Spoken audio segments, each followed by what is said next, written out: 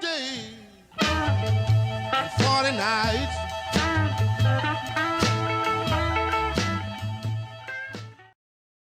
Welcome back to part 35 of our Lenten challenges this week, and we're still on Maundy Thursday, and we're still talking about eating.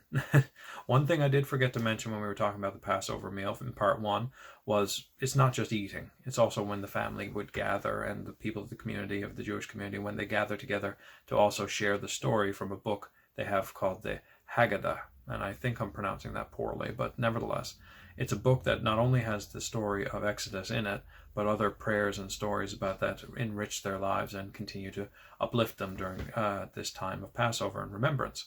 So with all that in mind too, that also was going on in, usually a child was involved too. So it's the idea that even though in the passage that we read, it talks about Jesus and his disciples in the upper room, it's very likely that their families might have been nearby, if not in another room of the same house, in that very room. It might not have just been the 12 boys and Jesus as is often depicted in paintings. It might have been their families, their children, and everybody, because where else would you be but with your family for Passover? Just like where else would you be except for COVID, except eating ham and turkey with your family and friends at Easter, right? Big meals, that's what we do.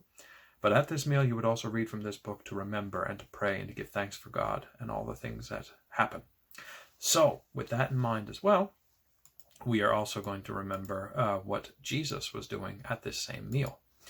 So, what did Jesus, the next question for today for part 2 is, what did Jesus do with the Last Supper? What did Jesus do at the Last Supper? So knowing that it's a Passover meal now, what did he do with it? Like, why is it so important? That kind of a question. So I got the clock ready here, and go. So this was Passover, and they were having the same Passover meal, the same tradition as any household would. That part wasn't unique.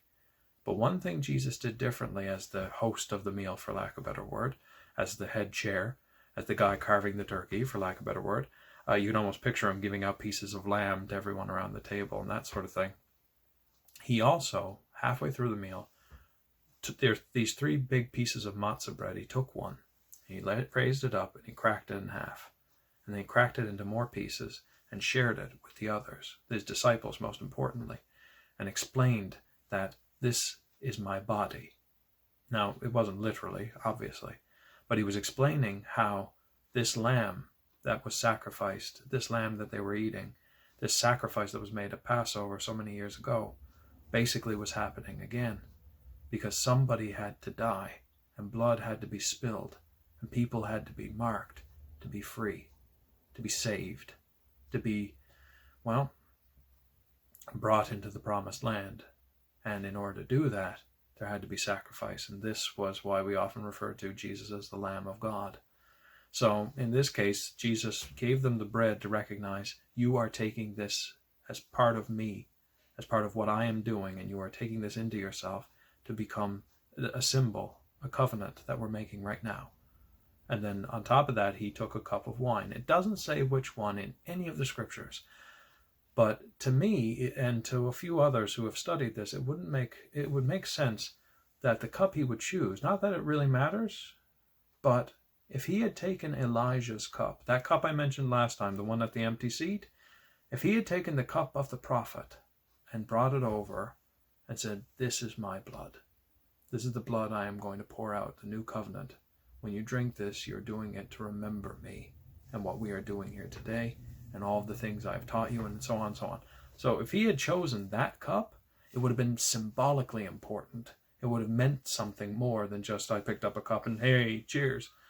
So that's kind of understood as what happened. But he took this sacred and important meal that they understood and was part of their tradition and was trying to inform them that tonight we are almost doing that all over again, that we will be on the run tomorrow.